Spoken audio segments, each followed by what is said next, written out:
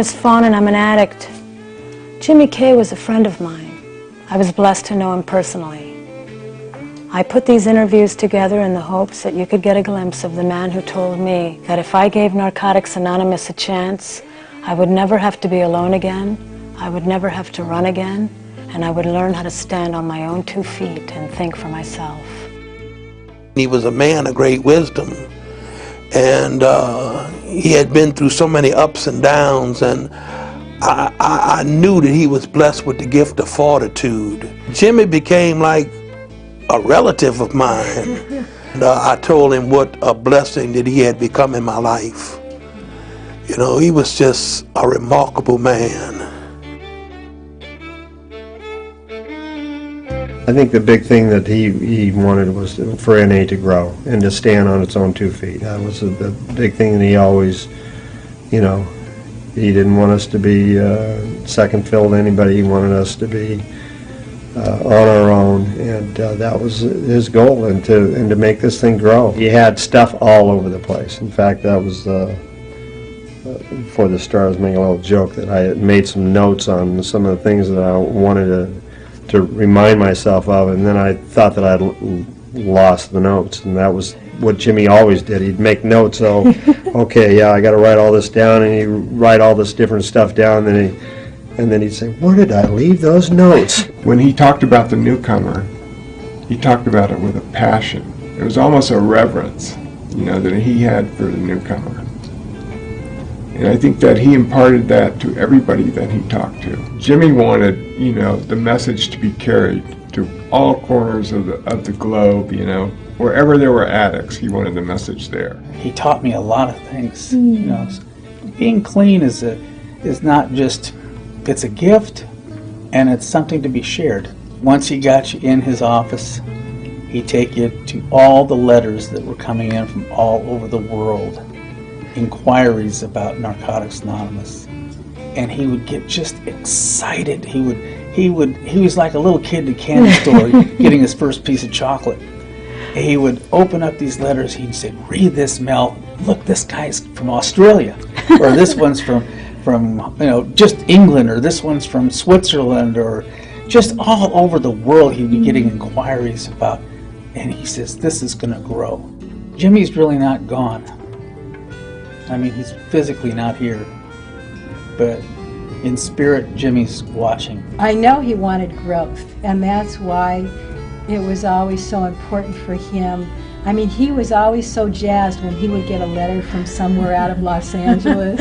He would get really excited. He would talk about it. That's why I say he always had people helping with correspondence and trying to get literature out. And you knew that it was very important to him that the program grew.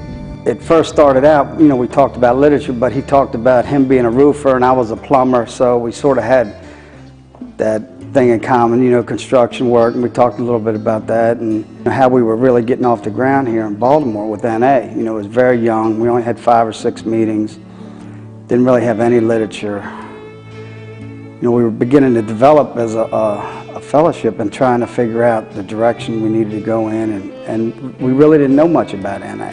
At the time, most of us went to meetings around Baltimore. We went to DC, Virginia, because there wasn't enough meetings around our area to go to. So, you know, when I would talk to him, he would tell me about how basically what we were going through here is what he had gone through many, many years earlier in California with the NA growing. I always felt like I could do it here, and he really emphasized to me that I could stay clean in Narcotics Anonymous. My belief is Jimmy was the glue. His spirit was enormous. His enthusiasm for Narcotics Anonymous was endless. It was just endless. It's like, here I am, you know, New York, and I'm talking to this guy over the phone, and I'm envisioning a man like John Wayne, you know, like 6'6", and like, he's my hero, you know? And like, I finally get out to California and meet him, and he wasn't 6'6", he was this little man. He was, you know, little in body, but his spirit was bigger than John Wayne. I loved the man, you know, and he changed my life, and opened my eyes to a lot of things that I would have never seen if it wasn't for Jimmy. My best moments were like on the phone with him when I would call. I would leave a meeting and I'd be new. So I'd come back from a meeting and I'd call Jimmy and I'd say, Jimmy, do you know what they said? Because I was so used to being wrong and I was so used to not trusting on my own judgment. And I wasn't about to trust it on my own. You know, I had at least learned that to check it out. So it was those moments with him when he validated, and he was constantly doing that. He loved addicts. He loved himself. He seemed like he was on fire for what at that time to me was foreign, although I got to live it now personally. But he kept on talking about recovery, and he had a special way of saying those words that it had a pull on me, even though I did not understand what he was saying. I always remember he told me, Frankie, this is a 24-hour program, 12 and 12, 12 steps, 12 traditions, 12 hours for the personal steps, and the 12 traditions for the other 12 hours, 24 steps, 24 hours. His passion to me was that he was trying to enhance and expand in people, to involve them in having meetings and more meetings and more meetings and doing more service work and more meetings so that we could have it more available and to also reach other addicts in other countries. I remember when I went to see him at the hospital before he passed away, it's the same thing, you know, we need to get a meeting started, you know, we need to keep getting more and more meetings. And don't forget that traditions are very important. If you walked into Jimmy's house, he put you to work. Of course, at that time we didn't have any money, and we had to do, you know, what we had to do for the fellowship. And if you walked in there, you had to stuff in envelopes or answering the phone or running to do an errand or something like that. He always had a pot of tea, of hot water going for people for tea. He always had this. It was a brass little tea holder for water. I'll never forget it because I used it all the time. And he always had some coffee going. And he was always talking about how to help the newcomer. Jimmy wanted Narcotics Anonymous to be a worldwide fellowship instead of just saying that we're a worldwide fellowship. I think that he wanted for any addict seeking recovery to have it in Narcotics Anonymous. I think that was probably his biggest dream. We have to eventually talk about his pickup. You know, his truck, which had a big hole on the shotgun side, so when he used to take you to meetings, you'd have to watch where you put your feet at.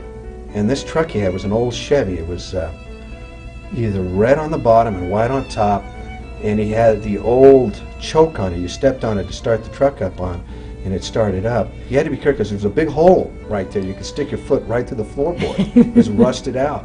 This is where the first hotline, I believe, that the Rebel was to try to help addicts with the ideas that we had at that time. There weren't many of us, that's for sure.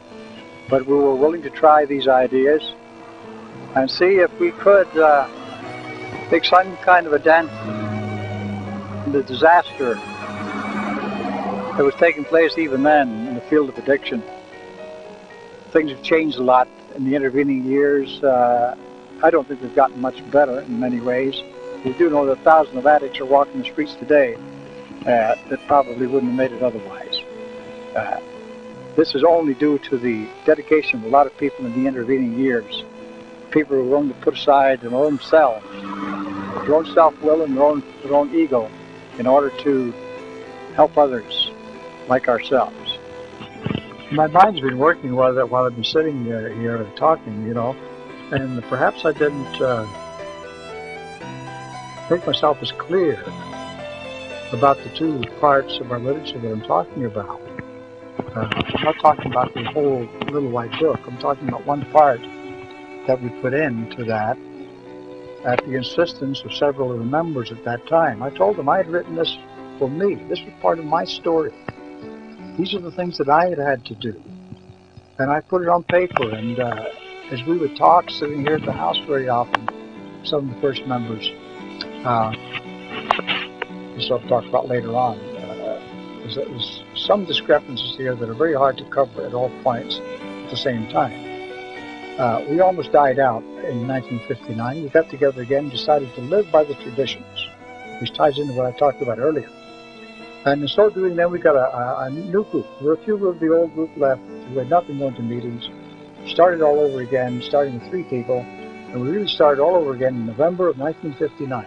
He was a very gentle, he was a very kind man, and when he had to be, he was a very strong man.